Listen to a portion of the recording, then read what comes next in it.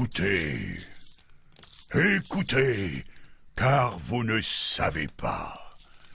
Vous ne savez pas qu'il fut un temps bien sombre pour l'humanité, où regarder vers le haut était impossible.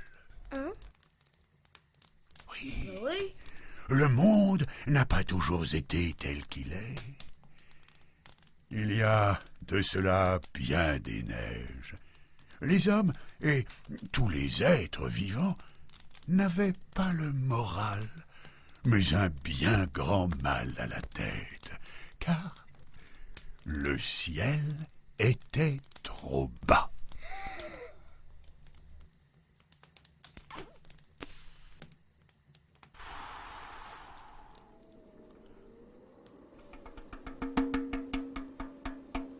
Il était si bas que les nuages ne trouvaient pas leur place. Oh, il était si bas que les arbres ne pouvaient pas pousser sans que leurs cimes ne rejoignent leurs racines.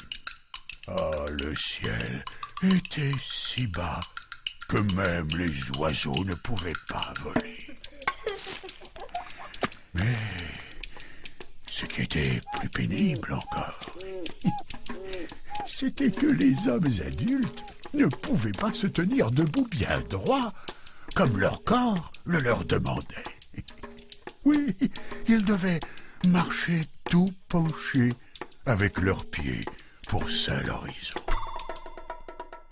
Les enfants, eux, échappaient à la malédiction qui frappait les grandes personnes, car ils étaient tout petits.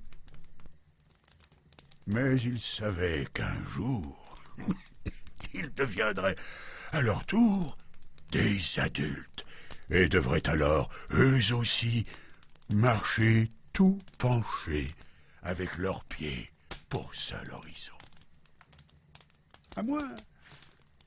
À moins que quelque chose ne change.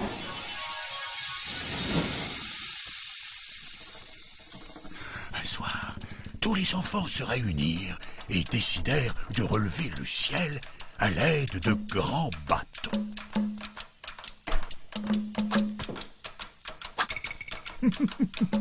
En les entendant, les hommes se mirent à rire.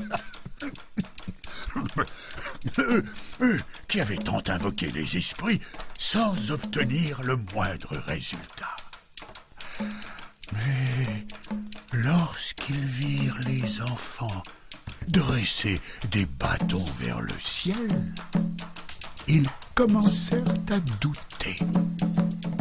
Oui, mais voilà, le ciel ne céda pas. Les arbres, les oiseaux et les nuages ne trouvaient toujours pas leur place. Quant aux hommes, ils se tenaient toujours courbés, ne pouvant contempler que leurs pieds. Pourquoi le ciel se lève pas? Le jour suivant, les enfants allèrent chercher des bâtons plus longs, beaucoup plus longs, et reprirent leurs efforts. Malgré leur bravoure, le ciel demeurait à sa place. Il se lève jamais ou quoi? Alors le lendemain, les enfants, de plus en plus audacieux, s'emparèrent de bâtons infiniment grands, si grands qu'on n'en voyait plus le bout. Ils se mirent tous à pousser, et pousser, et pousser. Et savez-vous ce qui se passa? Il s'est rien passé. Le ciel s'est soulevé. Oui. Dans un grand fracas, le ciel se souleva.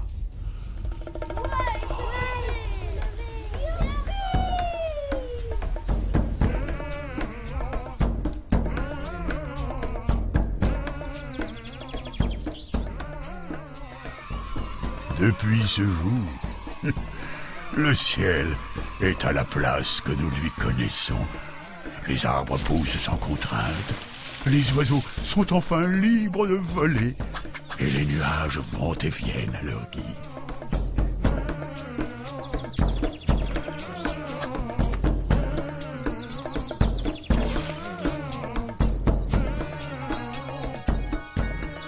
Et les hommes, eux, pour la première fois, peuvent se redresser et contempler le ciel.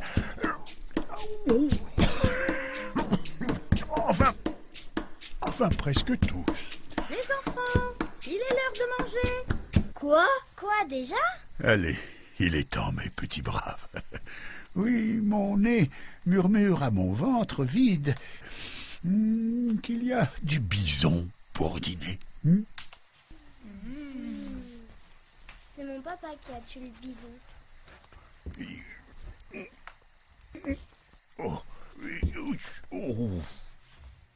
Oh, eh bien, mes enfants, dépêchons-nous à présent, ou les coyotes se chargeront du bison fumé. J'aime pas les coyotes, ils sont méchants. Oui, oui. Ah, j'oubliais. Ce qui est le plus extraordinaire encore, c'est que lorsque les esprits de la nuit ont envahi la plaine, le ciel, percé par les bâtons des petits hommes, s'est mis à scintiller. Dans chaque trou, il y avait une étoile.